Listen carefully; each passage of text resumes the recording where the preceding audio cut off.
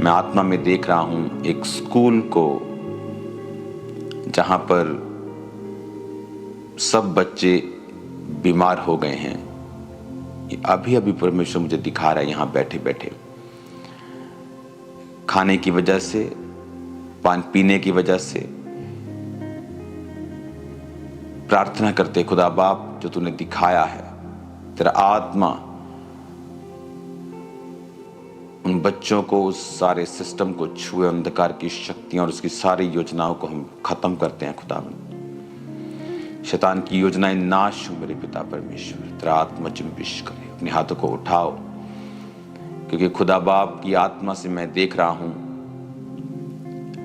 पानी की भयंकर कमी को अपने देश में, इंडिया में भयंकर कमी। यहां तक कि जो पहाड़ी इलाके हैं वहां पर भी अजीब अजीब किस्म की चीजें हो रही हैं। अपने हाथों को उठा और प्रार्थना करते हैं, मेरे पिता तू ही हमें पीने और खाने के लिए देने वाला परमेश्वर है। तो अपनी मुट्ठी खोल कर हमें रजाता है, बाइबल कहती है, तृप्त करता है खुदा बाप।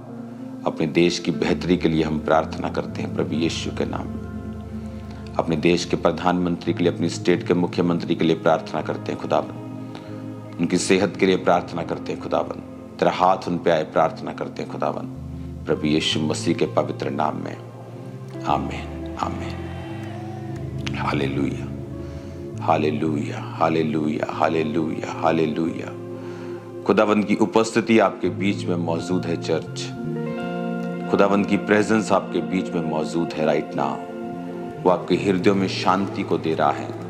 वो आपके हृदयों से शैतान के सारे ट्रबल को, उधेड़ बुन जो लगी रहती है, जो बेचैनी, उन्हें खत्म कर रहा है। आज इस वचन को आप सुनेंगे, परमेश्वर का आत्मा आपकी जिंदगी में कार्य करेगा। प्रभु यीशु मसीह के पवित्र और सामर्थी नाम में हम मांगते हैं। आमीन, आमीन, आमीन। हालेलुया। खुदावंद की प्रेजेंस, उसकी उपस्थिति में देख रहा हूं क्वायर के ऊपर। क्वायर अपने हाथों को उठाओ। खुदावंद की प्रेजेंस आपके ऊपर है, खासकर जो बहनें हैं, खुदावंद की उपस्थिति आपके ऊपर है राइट नाउ। खुदावंद की प्रेजेंस आपके ऊपर है right now. Thank you Lord.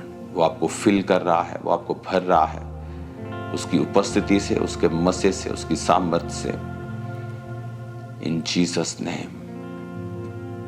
अपने हाथों को उठाओ। जो लोग चेयर्स पे हैं राइट हैंड साइड में, खुदावंद की स्पिरिट को देख रहा हूं आपकी लाइफ के ऊपर बड़े कार्य करते हुए। एक सिस्टर को मैं देख रहा हूं, परमेश्वर का आत्मा आपको छू रहा है राइट नाउ। आपको गठिया है और आप येलो कलर के सूट बहुत डालती हैं और आपको गठिया है आपको, और ये लंबे समय से है। परमेश्वर का आत्मा आपको छू रहा है और चंगा कर रहा है right now. Be healed in Jesus name, be healed in Jesus name, be healed, be healed in Jesus name. खुदावंद की स्पिरिट आपके ऊपर आ रही है राइट नाउ। माइग्रेन को मैं देखता हूं जाते हुए, एक भाई के ऊपर से देख रहा हूं माइग्रेन को जाते हुए। ये इसको मेंटली डिस्टर्ब कर रहा है। बहुत से नेगेटिविटी तेरे दिमाग में आती है, कैंसर की, बीपी की, अटैक की, स्ट्रोक की। परमेश्वर का आत्मा तुझे टच कर रहा है और हील कर रहा है। तेरी उम्र खुदा के हाथ में है, डोंट वरी। मैं तेरी लाइफ के ऊपर घोषणा करता हूं कि तू परमेश्वर के नाम में दीर्घ आयु से तृप्त होगा और परमेश्वर के उद्धार को देखेगा इन Jesus name.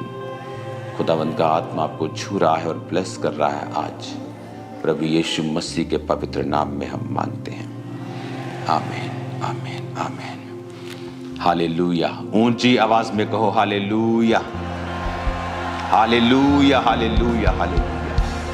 Thank you Lord. अपनी बाइबल को उठाओ, अपने घुटनों पे आ जाओ या बैठ जाओ और कहो, पिता आज जो वचन मैं सुनने जा रहा हूं वो 100 गुणा फलों को लेके आए।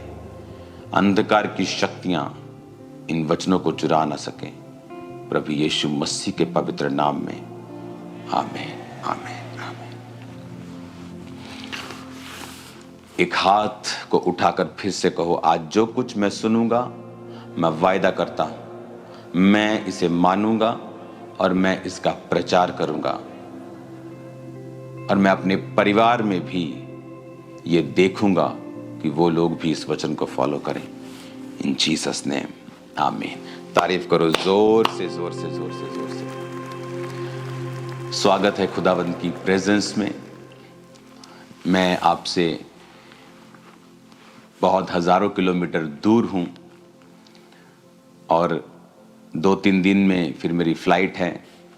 जल्दी मैं आपके बीच में हूँगा, लेकिन स्पिरिट में मैं आपको देख रहा हूं। मैं आपके बिल्कुल पास हूं।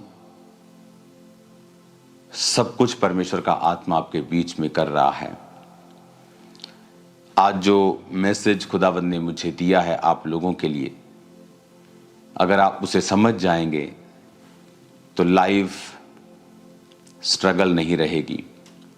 Life is not a struggle, life is a blessing, life is a gift. जो परमेश्वर ने दिया है वो स्ट्रगल कैसे हो सकता है? लेकिन वचन ये कहता है, इमेजिन करो आदम जब बनाया गया और जब वो पाप में गिरा तो फिर भी वो 900 साल से ऊपर जिया। 930 साल, 969 साल सबसे ज्यादा आदमी वो जिया। मतुशले, हनोक, अगर आप इस पीढ़ी को आप देखेंगे तो सबसे ज्यादा ये जिए। इमेजिन करो पाप करने के बाद भी वो 1000 साल के करीब जीते थे। तो सोचो अगर वो पाप नहीं करते, वो कितने हजारों साल परमेश्वर ने उनको चलने के लिए बनाया था। उनका हार्ट 900 साल काम करता रहा, उनकी किडनीज, उनके लीवर, उनका ब्लड सिस्टम, उनके हार्मोन्स, उनकी आंखें। इमेजिन करो कि 900 साल तक कोई डॉक्टर नहीं होते थे तब कि ऐनक लगवा दी आपको। 900 साल तक वो जिए, क्योंकि परमेश्वर ने जब इंसान को बनाया उसने परफेक्ट बनाया, एक्सीलेंट बनाया। आज आप 1000 करोड़ का, 700-800 करोड़ का प्राइवेट प्लेन ले लो, 30 साल में वो पुराना हो जाता है। 20 साल बाद उसे अमीर लोग चेंज करने पे आ जाते हैं। कुछ तो 10 साल में चेंज कर देते हैं, 15 साल में चेंज कर देते हैं। 30 साल बाद वो आउटडेटेड सा लगता है, चलता है। लेकिन इमेजिन करो एक चीज 700 करोड़ की, 1000 करोड़ की, 1200 करोड़ की है और उसकी लाइफ 20-30 साल में वो रिटायर होने पे आता है। तो इमेजिन करो परमेश्वर ने जो इंसान बनाया वो 1000 साल जीता था। सोचो उसकी क्या वैल्यू होगी। अब इंसान 100 साल जीता है, 120 साल परमेश्वर ने उसकी उम्र ठहराई है, लेकिन अब वो 120 साल से भी कम जी रहा है। जैसे जैसे पाप बढ़ता गया, उम्र कम होती गई। जैसे जैसे परमेश्वर के वचन के खिलाफ चीजें होती गईं, परमेश्वर अपनी ब्लेसिंग को कम करता गया। नूह के टाइम परमेश्वर ने कहा आदम यानी इंसान की उम्र 120 वर्ष की होगी। पता नहीं उसके बाद शायद परमेश्वर ने कुछ और डिसीजन ले लिया होगा, वो तो बाइबल में रिकॉर्ड हो गया। शायद अब और डिसीजन परमेश्वर का हो गया, अब 120 भी नहीं होगी। आप देखो अपने आसपास लोग 120 साल के अब नहीं जा रहे हैं। बहुत कम दुनिया में लोग हैं जो 100 क्रॉस कर रहे हैं। रीजन परमेश्वर नहीं है, रीजन इज सिन। हम परमेश्वर के वचन से दूर हैं। आज जो चीज मैं आपको दिखाना चाहता हूं उसे आप बड़े ध्यान से समझें। भजन संहिता 38 उसकी एक आयत में लिखा है, हे यहोवा क्रोध में आकर मुझे झिड़क न दे, ना जल जलाहट में आकर मेरी ताड़ न कर। क्योंकि तेरे तीर मुझ में लगे हैं और मैं तेरे हाथ के नीचे दबा हूं। तेरे क्रोध के कारण मेरे शरीर में कुछ भी आरोग्यता नहीं, मेरे पाप के कारण मेरी हड्डियों में कुछ भी चैन नहीं। क्योंकि मेरे अधर्म के कामों में मेरा सिर डूब गया और वो भारी बोझ के समान मेरे सहने से बाहर हो गए हैं। मेरी मूढ़ता के कारण कोड़ों से लगे मेरे घाव बसाते हैं और सड़ गए हैं। मैं बहुत दुखी हूँ और झुक गया हूँ और दिन भर मैं शोक का पहरावा पहने हुए चलता फिरता हूँ। क्योंकि मेरे कमर में जलन है और मेरी शरीर में आरोग्यता नहीं। मैं निर्बल और चूर हो गया हूँ, मेरे मन की घबराहट से कराहता हूँ। हे प्रभु, मेरी सारी अभिलाषा तेरे सम्मुख है और मेरा कराहना तुझसे छिपा नहीं। मेरा हृदय धड़कता है, मेरा बल घटता जाता है, मेरी आंखों की ज्योति भी मुझसे जाती रही। मेरे मित्र मेरे संगी विपत्ति में अलग हो गए, मेरे कुटुंबी भी दूर जा खड़े हुए। ये कौन कह रहा है? ये दाऊद कह रहा है। दाऊद इसमें खुदा से कह रहा है कि तेरे तीर मुझ में लगे हैं, मैं तेरे हाथ के नीचे दबा हूं, मेरे शरीर में कुछ भी अच्छा नहीं, मेरी हड्डियों में चैन नहीं, मैं दुखी हूं, झुक गया हूं, कमर में जलन है, निर्बल हो गया हूं, घबराता रहता हूं, हृदय धड़कता है, हार्ट बीट बढ़ जाती है, बल कम हो गया है, आंखों की ज्योति कम हो गई है और लोग भी मेरे साथ नहीं। इसका रीजन दाऊद ने क्या दिया? इसका रीजन अगर आप देखेंगे 3 आयत में लिखा है, कहता मेरे पाप के कारण मेरी हड्डियों में कुछ भी चैन नहीं। दाऊद की जिंदगी में सब कुछ अच्छा था। जब वो अपनी छत पे टहल रहा था तो उसने एक औरत को नहाते हुए देखा और उसके बाद उसने उसको सुंदर थी वो, उसने उसको देखा और उसको बुलाया, उसके साथ व्यभिचार किया। जब वो प्रेग्नेंट हो गई, उसके पति को मरवा दिया ताकि दाऊद की बेइज्जती ना हो। और परमेश्वर ने अपने नबी को भेजा और कहा कि तूने पाप किया, अब तेरे घर से तलवार कभी भी दूर नहीं होगी। उसको माफी तो मिल गई, लेकिन पाप की सजा जो थी वो खत्म नहीं होती है। माफी अलग चीज है, सजा अलग चीज है। उसको माफी मिली, लेकिन जो सजा थी वो मरते दम तक दाऊद से अलग नहीं हुई। उसके घरों में तलवार चलती रही, उसके अपने बेटे उन्हीं तलवारों से मरते रहे। दाऊद को वो राज्य छोड़कर भागना पड़ा नंगे पांव, जैसा पहले भागता था वो पहाड़ों पर राजा बनने के बाद भी वो उसी कंडीशन पे आ गया। पर दाऊद ने कहा मेरे पाप के कारण, मेरे अधर्म के कामों के कारण मेरा सिर डूब गया, मेरी मूढ़ता के कारण। मूढ़ता, पाप कौन करता है? जो मूढ़ है। दाऊद उस समय पाप में गिरा जबकि राजा लोग युद्ध करने के लिए जाते थे। रिलैक्स हो गया लाइफ में, युद्ध करने का समय था वो। आप कई बारी प्रार्थना छोड़ देते हैं, आपकी लाइफ में सुख आ गए, गाड़ियां आ गई, घर आ गए, उसके बाद आप प्रेयर कम कर देते हैं, छोड़ देते हैं।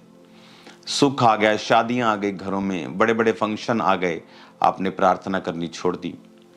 और उसी समय जब आप प्रेयर करना छोड़ देते हैं, शैतान उस समय का फायदा उठाता है, क्योंकि आपकी स्पिरिचुअल लाइफ में जो परिपक्वता है या आपकी स्पिरिचुअल लाइफ में जो, जैसे दाऊद की जिंदगी में वो फाइट के लिए नहीं गया, एक रिलैक्सेशन मोड में चला गया। जो प्रेयर है वो आपको सेव करती है, आपके आसपास एक बाड़ा सा, एक गुंबद सा, एक गोला सा बना के रखती है, प्रोटेक्शन का, एक कंट्रोल का। आप कंट्रोल कर सकते हैं अपनी लाइफ में, एक प्रोटेक्शन का, कि शैतान आपकी जिंदगी में काम नहीं करता। लेकिन जब आप प्रार्थना को छोड़ते हैं और प्रभु की प्रेजेंस में जाना छोड़ देते हैं, तब शैतान आपको आपके इमोशंस से चलाना स्टार्ट करता है। देन आप वर्ड ऑफ गॉड से नहीं चलते हैं। आप देखते हैं अच्छा सुंदर है, अच्छा पैसा, अच्छा ओके, आप फिर इमोशंस से चलना स्टार्ट करते हैं। और जब आप इमोशंस से चलना स्टार्ट करते हैं, जब आप शरीर से चलना स्टार्ट करते हैं, फीलिंग से चलना स्टार्ट करते हैं, भावनाओं से चलना स्टार्ट करते हैं, वो समय होता है कि जब आप गिरावट की ओर चले जाते हैं। जिस तरह नियोमी और उसका पति, जब उसे देखा खाना नहीं है यहाँ खुदा के घर में बैतलहम में, तो वो मोआब की तरफ गए, जहां जाना सही नहीं था क्योंकि वो लोग खुदा से दूर थे। Emotions, feelings. तब आप बाय फेथ नहीं चलते कि नहीं मैं अपने परमेश्वर के प्रेजेंस में रहूंगा, वो खाना दे चाहे ना दे, अगर उसने मुझे बनाया है वो मेरी सप्लाई भी करेगा। लेकिन जब आप फीलिंग से चलते हैं, डर से चलते हैं, घबराहट से चलना स्टार्ट करते हैं, तब शैतान आपकी लाइफ में एंट्री करता है। क्या कहता वो 7 आयत में, कहता मेरी कमर में जलन, शरीर में आरोग्यता नहीं, निर्बल हो गया हूँ, चूर हो गया हूँ, घबराता रहता हूँ, हार्ट बीट बढ़ गई है, घबराहट होती रहती है, मैं निर्बल हो गया हूँ, वीक हो गया हूँ, कमर दुखती है, दुखी हो गया हूँ, झुक गया हूँ, हृदय धड़कता है, बल घटता जाता है, आंखों में ज्योति नहीं है। इसका रीजन क्या था? कहता मेरे अधर्म के कामों में, मेरे पाप के कामों के कारण। वचन कहता है व्यभिचार करने वाला अपने शरीर के खिलाफ पाप करता है। प्रभु के खिलाफ तो वो पाप करता ही है, लेकिन वो अपने शरीर के खिलाफ भी पाप करता है। 2 तरह की परीक्षाएं आप एक विश्वासी के रूप में देखते हैं। एक परीक्षा होती है जैसे दाऊद की जिंदगी में तब थी जब वो भेड़ बकरियों को चराता था। इसीलिए भेड़ बकरियों को चराता था क्योंकि फैमिली में रिजेक्टेड था, इसीलिए रिजेक्टेड नहीं था क्योंकि वो पापी था, वो इसलिए रिजेक्टेड था क्योंकि उसकी बातें उनके साथ मिलती नहीं थी, वो धर्मी था। यूसुफ के जीवन में परीक्षा आई जब वो गड्ढे में गिराया गया, इसलिए नहीं कि वो पापी था, इसलिए कि वो दूसरों से ज्यादा धर्मी था। जब वो बात करता था तो दूसरे चिढ़ते थे, जब वो बात करता था दूसरे चिढ़ते थे। क्यों चिढ़ते थे? क्योंकि जो धर्मी की बातें होती हैं वो दूसरा व्यक्ति जो पापी है, जो शारीरिक है, उसके लिए वो मूर्खता की बातें, उसके लिए वो बेवकूफ़ी की बातें हैं, उसके लिए वो बुद्धिमानी की बात नहीं है। वो सांसारिक रूप में चलते थे और इसीलिए वो उससे नफरत करते थे और उसको गड्ढे में गिराया। एक तो ये परीक्षा है, ये परीक्षा आपके पाप के कारण नहीं, आपकी पवित्रताई और प्रभु में अच्छी तरह से चलने के कारण है। इस परीक्षा के कारण आपके जीवन में दुख नहीं होगा। वो दुख जो आपको लगता है दुख है, वो धीरे धीरे परमेश्वर उसको आनंद में और विक्ट्री में और टेस्टिमनी में बदल देता है, क्योंकि उसी यूसुफ को परमेश्वर ने ट्रेंड किया और फिर वो प्रधानमंत्री की कुर्सी तक पहुंचा। लेकिन जो परीक्षा अधर्म के कामों के कारण और पाप के कारण आई, उसके कारण वो आपको फलवंत नहीं करती बल्कि आपको शर्मिंदा करती है। इसीलिए दाऊद जब उस पहाड़ पर भागा जा रहा था पाप के बाद, जब उसका बेटा उसके खिलाफ हो गया, तो वचन कहता है कि एक व्यक्ति आकर दाऊद को ओछा ओछा और कोसने लगा और दाऊद ने अपने लोगों को कहा इसको कुछ मत कहना, क्योंकि जो भी ये हो रहा है ये यहोवा की ओर से हो रहा है। यानी एक ऐसी परीक्षा जो हमने अपने पाप के कारण अपनी जिंदगी में ली है, वो हमें बढ़ाने के लिए नहीं है, बल्कि वो हमें शर्मिंदा करती है, कमजोर करती है, हमारे बल को कम करती है। लेकिन परमेश्वर कहता है कि मैं क्षमा करने वाला परमेश्वर हूं। और जब आप परमेश्वर की ओर फिर से जाते हैं और अपनी लाइफ में अपनी कमियों को रिकॉग्नाइज करते हैं कि ये मेरी जिंदगी में कमी है, और आप उसको छोड़ते हैं और आप परमेश्वर की ओर जाते हैं और परमेश्वर की प्रेजेंस में जाकर आप माफ़ी मांगते हैं और फिर से अपनी ज़िंदगी को आप लाइन पर लेके आते हैं और पाप से निकलते हैं, तो परमेश्वर फिर से आपको आनंद देता है। हालेलुया। अब 16 आयत में लिखा, कहता है क्योंकि मैंने कहा ऐसा ना हो कि वो मुझ पर आनंद करें, जब मेरा पांव फिसल जाता है वो मुझ पर अपनी बड़ाई मारते हैं। अब मैं गिरने पे हूँ, मेरा शोक निरंतर मेरे सामने है, इसलिए कि मैं तो अपने अधर्म को प्रकट करूंगा और अपने पाप के कारण खेदित रहूंगा। अब वो कह रहा है कि मैं अपने पाप के कारण खेदित हूं, यानी वो पश्चाताप कर रहा है। कहता अधर्म को प्रकट करूंगा, प्रभु को बताऊंगा कि मुझसे अधर्म हुआ है और मैं उसकी माफी को मांगूंगा। जैसे ही आप माफी को मांगते हैं, आप प्रभु के साथ अपने कनेक्शन को राइट करते हैं। आप नशे को, व्यभिचार को, चोरियों को, परमेश्वर के नाम में आप मूर्ति पूजा को, बहुत सारी चीजें जो बाइबल के खिलाफ है, आप उनको जब छोड़ते हैं, तो वचन ये कहता है कि परमेश्वर आप पर कृपा करते हैं। वो कहता है कि वो तेरी लाइफ को फिर रिस्टोर करता है। जो छिन गया है, जो चला गया है, परमेश्वर उसको वापस करता है। आमीन। अब 39 भजन संहिता 1 आयत में लिखा है, मैंने कहा मैं अपनी चाल चलन में चौकसी करूंगा ताकि मेरी जीभ से पाप ना हो। जब तक दुष्ट मेरे सामने है तब तक मैं लगाम लगाए अपना मुंह बंद किए रहूंगा। हालेलुया। अब अगर आप इस पूरे 39 अध्याय को आप पढ़ेंगे तो आपको ये मालूम होगा कि वो तौबा कर रहा है, साथ साथ उसके दिल में एक पछतावा भी है। वो पेन अनबेरेबल है, लेकिन परमेश्वर उसको छुड़ाता भी है। और वो क्या कहता है कि भजन संहिता 38 उसकी 19 आयत में कहता है, मेरे शत्रु फुर्तीले और सामर्थी, मेरे बैरी बहुत से हैं।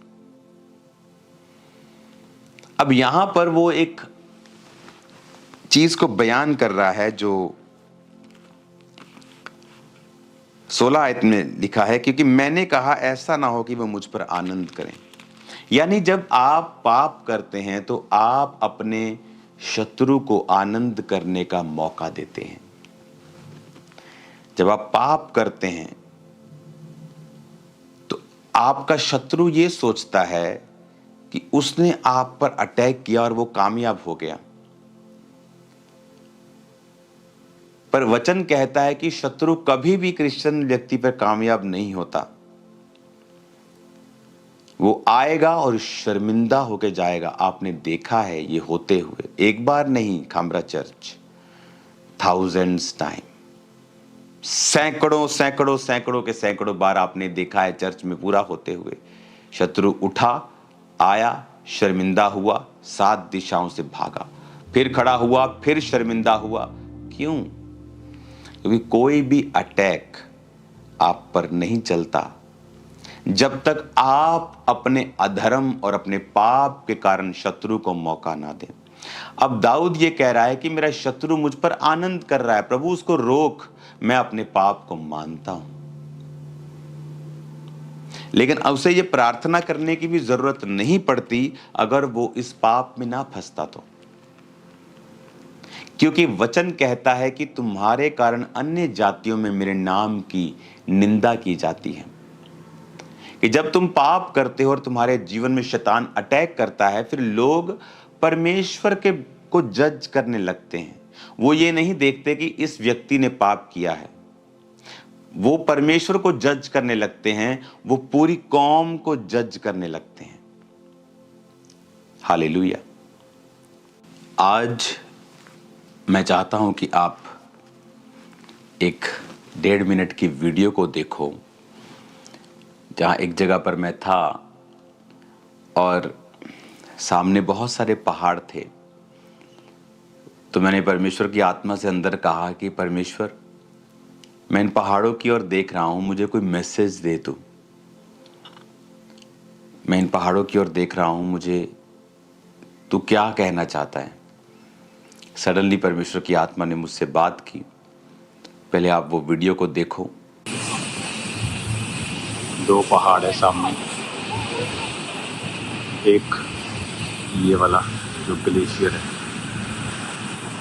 2000 मीटर ऊंचाई, और नीचे जब बारिश होती झरना यहाँ बहता और फिर यहाँ से झरना बहता है और फिर नीचे आता है जंगल में, फिर यहाँ पे इस झील में, और बहुत सारे पहाड़ इसके आसपास हैं। लेकिन जो पहाड़ सबसे बड़ा है वो उतना ही ग्लोरियस दिखता है, उतना ही मैजेस्टिक दिखता है। वही हाल आत्मा के लोगों का है।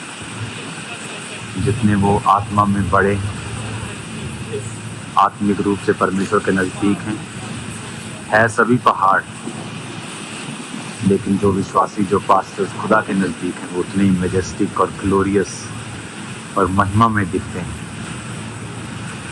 खुदा के करीब जाओ और एक बड़ा पहाड़ बन जाओ। छोटे पहाड़ भी देखने में अच्छे लगते हैं, सुंदर लगते हैं, ग्लोरियस लगते हैं, लेकिन जो ग्लोरी उन पहाड़ों में,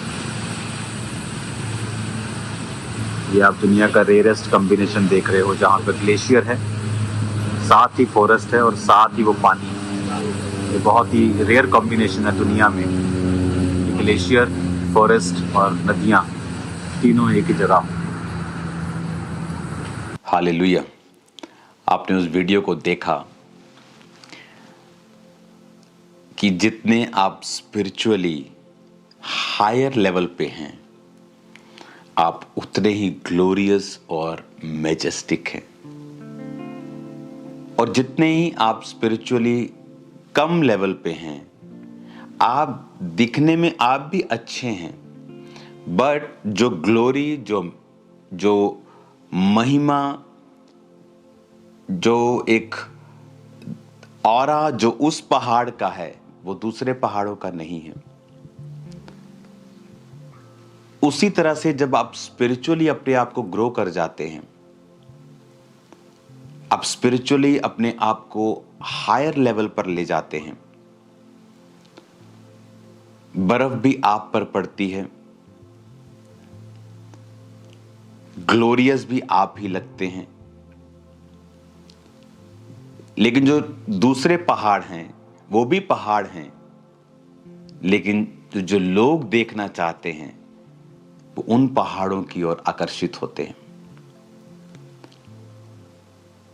अपनी लाइफ में अगर किसी चीज के लिए जोर लगाना है तो वो है आपको स्पिरिचुअलिटी में बढ़ना कैसे है। जैसे ही आप स्पिरिचुअल लाइफ में ग्रो करना स्टार्ट करते हैं, सडनली वो चीजें जो आप स्ट्रगल कर रहे थे पाने के लिए, आपकी लाइफ में आना स्टार्ट होती हैं। जब आप स्पिरिचुअली अगर एक पास्टर हैं, तो अगर आप स्पिरिचुअल हैं, आपने बहुत से लोगों को देखा होगा। अब मैं ये बात आपको बहुत बार बताता हूं कि 2 तरीके हैं अपना चेहरा लाल करने के। एक तो अच्छी खुराक खा के आप अपने चेहरे को अच्छा कर सकते हो, या फिर अपने चेहरे पर खुद ही थप्पड़ मार मार के अपने आप को लाल कर सकते हो। पर ये वाला लाल तो कुछ ही दिन रहेगा। ये उसी तरह के लोग होते हैं जो विरोध करके, जो किसी बड़े आदमी का विरोध करके सिर्फ दिखना चाहते हैं। ये उसी व्यक्ति की तरह है जो लाल चेहरा चाहता है, लेकिन खाने पीने से नहीं, सेहत बनाकर नहीं, थप्पड़ मार मार के अपने आप को लाल कर रहा है। उससे फायदा नहीं होगा, क्योंकि वो लालगी थोड़ी देर की होगी। लेकिन जिसने खुराक खाकर चेहरा और तंदुरुस्त किया है, वो तो सदा ही बना रहेगा। मैं पास्टर्स की तरह कपड़े डाल के सवाल करने लग जाऊं, उससे मैं पास्टर नहीं बन जाता हूं, या बिशप नहीं बन जाता हूं, या प्रेरित नहीं बन जाता हूं। कहां है मेरी चर्च? कहां है मेरे लोग? अगर मैं अध्यक्ष हूं, बिशप मतलब अध्यक्ष, तो कहां है मेरी चर्चिस? कितने पास्टर्स मैंने इकट्ठा किए, कितने लोग मुझे सुनते हैं? आप सिर्फ नाम के अध्यक्ष हैं, आप सिर्फ नाम के पास्टर्स हैं। काम व्यक्ति का बताता है कितनी रूहें उस आपने बचाई हैं, कितने लोगों को परमेश्वर की ओर आप लेके आए हैं। सिर्फ बात करने से सब कुछ नहीं होता है। ये वो लोग हैं जो सिर्फ अपना चेहरा लाल करना चाहते हैं, दिखना चाहते हैं, पर ऐसी मशहूरी किसी काम की नहीं होती। लेकिन जिन व्यक्तियों ने परमेश्वर के लिए कार्य किया है, जो ये जानते हैं कि हमें स्पिरिचुअलिटी में बढ़ना है, वो स्पिरिचुअल लाइफ में जब बढ़ते हैं, वो खुद ब खुद उनकी लाइफ पर एक ग्लोरी आ जाती है। खुद ब खुद लोग उनकी ओर आकर्षित होते हैं, क्योंकि परमेश्वर ने उनको वो महिमा दी है, उन्हें वो ब्लेसिंग दी है, उन्हें वो अनॉइंटिंग दी है, उन्हें वो अभिषेक दिया है। बहुत से सदूकी फरीसी चिढ़ते थे और शहर में रहते थे और कोई भी उनके पास नहीं आता था। लेकिन यूहन्ना बपतिस्मा देने वाला जंगलों में रहता था और भीड़ उसके पास थी। और यही बेचारे सदूकी और फरीसियों को मुश्किल लगती थी कि ये लोगों का ध्यान अपनी ओर कर रहे हैं, ये हमें फिनिश कर देंगे, हमारा पॉलिटिकल, हमारा सिस्टम सब खत्म हो जाएगा। और इसीलिए वो जीसस क्राइस्ट का भी विरोध करते थे और यूहन्ना का भी विरोध करते थे। लेकिन उन्हें पता नहीं था कि उनका मकसद कोई पॉलिटिकल नहीं है, कोई सरकार बनाना नहीं है, कोई एमएलए बनाना नहीं है। उनका मकसद था परमेश्वर में लोगों को सुदृढ़ करना, और उसकी वजह से वो ज्यादा प्रेजेंस में रहते थे, खुदाबंद के साथ खड़े रहते थे, और उसी वजह से वो ब्लेसिंग, वो एक ग्लोरी, वो ऑरा जिसे आप आज की भाषा में बोलते हो, उनकी लाइफ पर रहता था। और वो दूर नहीं कर सकता कोई भी, वो दूर नहीं कर सकता कोई भी। वो ट्राई कर सकते हैं, लेकिन ट्राई करने के बाद वो ब्लेसिंग उन दूसरों की और बड़ी हुई उनको मिलती है। हालेलुया। अगर आपको कुछ अपनी लाइफ में करना है तो अपनी स्पिरिचुअल स्टैंडर्ड्स को बढ़ाएं। अगर आप झूठ नहीं बोलते लेकिन छोटी बातों में बोलते हैं, उसे भी बंद कर दें। आप व्यभिचार में नहीं, लेकिन आंखों से अभी भी आप कुछ गलत देखते हैं, उसे भी बंद कर दें। आप और अपनी स्पिरिचुअल लाइफ को मजबूत करें। देन आपको प्रार्थना करने की भी कई बार जरूरत नहीं पड़ेगी। सडनली वो एक्सपेंशन, वो ग्लोरी आपकी लाइफ में परमेश्वर आपको देगा। हालेलुया। सडनली आप देखोगे परमेश्वर का आत्मा किस तरह से आपकी लाइफ में काम कर रहा है। आज लोग, आप अपने नाम को जितना मर्जी बड़ा रख लो, कहां है लेकिन आपके लोग, आपकी चर्च, कहां आप वचन सुनाते हैं? आप लोगों से सवाल करते हैं, आप क्या हैं? क्या है आपकी डॉक्ट्रिन? कहां है आपका वचन? कहां है आपकी चर्चेस? कहां आपने पास्टर्स तैयार किए हैं? मैं सिर्फ एक चोला डाल के आ जाऊं और बोलूं मैं फलाना हूं, मैं ढिमकाना हूं, उससे आप फलाना ढिमकाना नहीं बन जाते हैं। आपके कर्म बताते हैं, आपकी कॉलिंग बताती है, आपने जो काम किए वो बताते हैं। आप एक पास्टर हैं, आप एक बिशप हैं, या आप एक प्रेरित हैं, या आप कौन हैं? हालेलुया।